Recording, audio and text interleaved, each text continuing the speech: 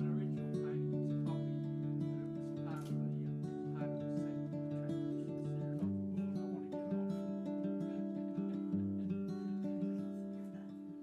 to get off. Hi, my name's Sally. I am a trans girl is how I describe myself. In Earth years I'm 63, in out years 5.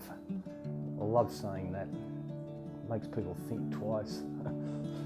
In the last 5 years, my out years, I've decided that this is the way I wish to live, and presently I am on hormones, have been for 2.5 years, 2 of them legally.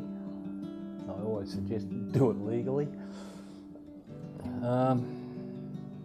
That's about me really, other than there's a big story involved from my first memories in this house at age 4 to now, 58 years. It's taken me to get to where I am, and I'm comfortable with myself.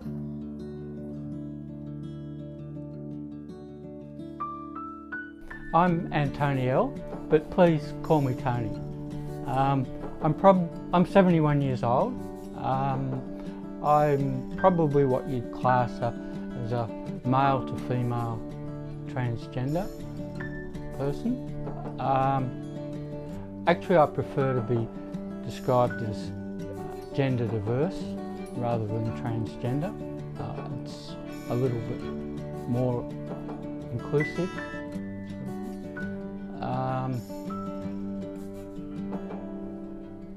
I've done a lot of things in those 71 years. I developed some coping strategies that involved basically becoming a wallflower. You can see from photographs back of my childhood that I've gone from being a bubbly little person to a very introvert, shy person.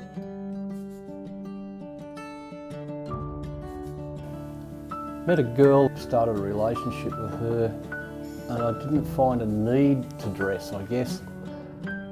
In the mid-70s, the relationship started to wander, wave, have its moments, and I started buying clothes.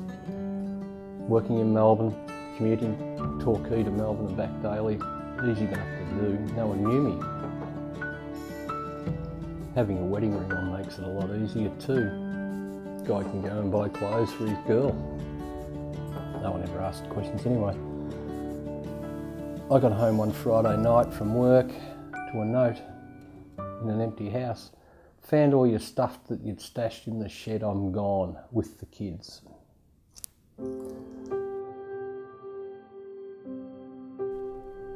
Dressing, cross-dressing, I think is the technical term.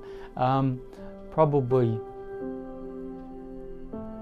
before my teens, definitely during my early teens.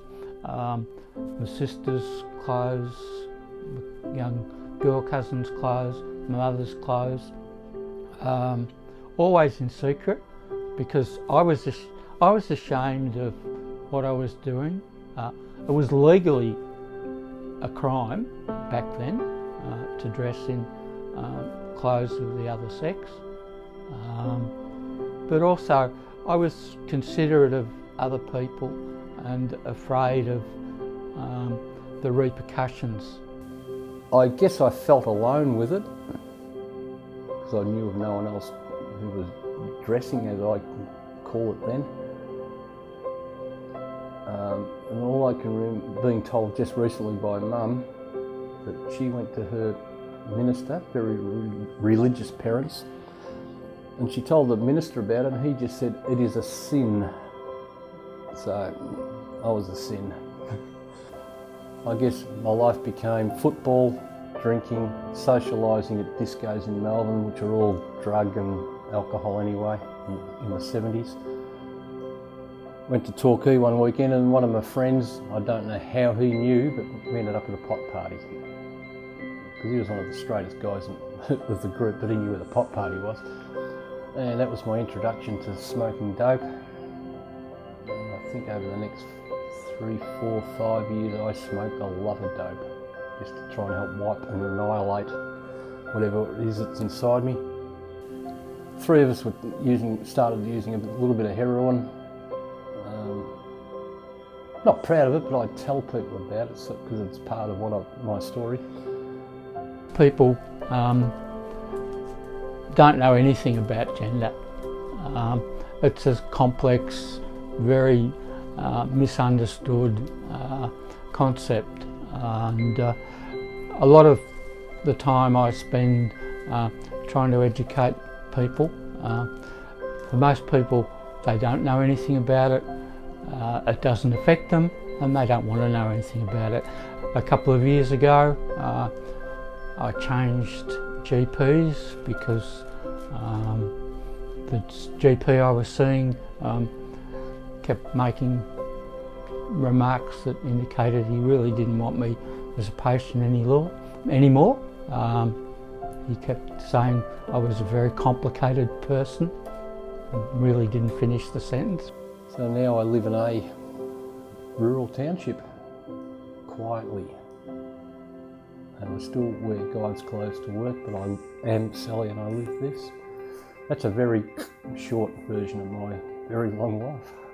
I think most of a lot of the services haven't accepted the fact that there is the gender diverse group of people out there, and they still very rigidly stick to the male and female separation.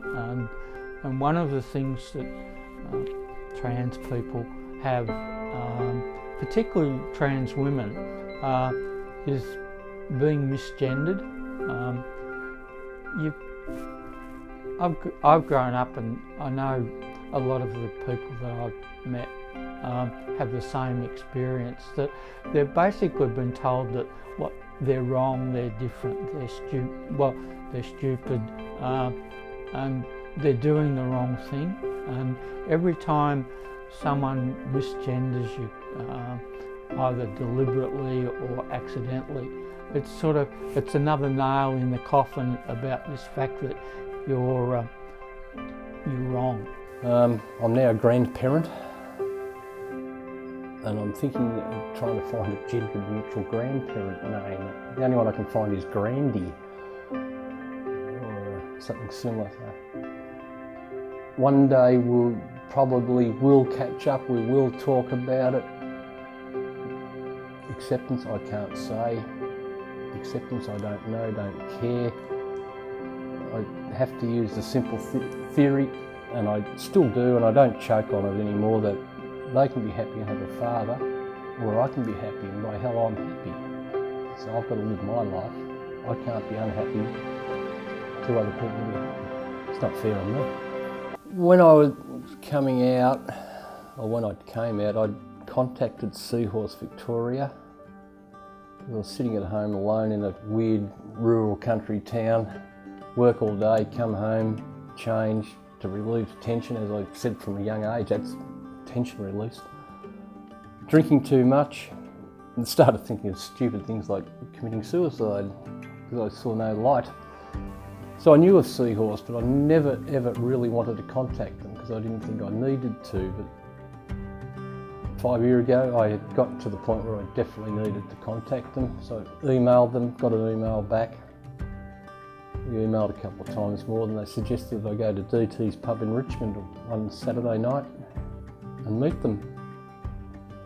So on the 27th of June 2009, I walked out the front door, drove to Melbourne, pushed open the door of DT's.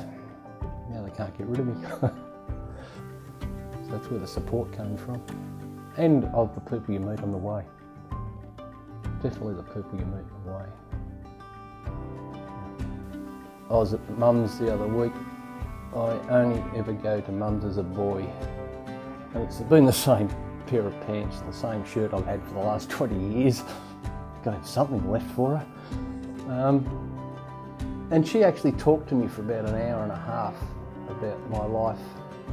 What I'm doing now as Sally, talking with the police academy recruits and that. She said, I suppose, what do you talk about there? I said, just my life as it is, as it was. She said, who goes to talk Sally, that's good. So, Mum's totally okay with it in her own little reserved way. My sister, we had many emails with her asking big complicated questions to my very simple answers. There was never any concern about what was happening to the family around me. It was all the dressing, and that was the only thing that drove me in the early days. So we've made up. Sister and I go out a lot. We went op shopping yesterday together. But I think it's a lot easier than it has been, but there's still a hell of a long way to go. And, the more we tell, the more we talk, the more people are going to start understanding, and it's becoming a mainstream talking point, and that's all the better for everyone, not only trans people, but for everyone. I can retire, and when I retire, I'm going to retire him full stop. It's going to be so much easier to retire him full stop, where I can change all my passport, driver's licence, bank records and everything else, and just be Sally, live Sally, and be happy for the rest of my life.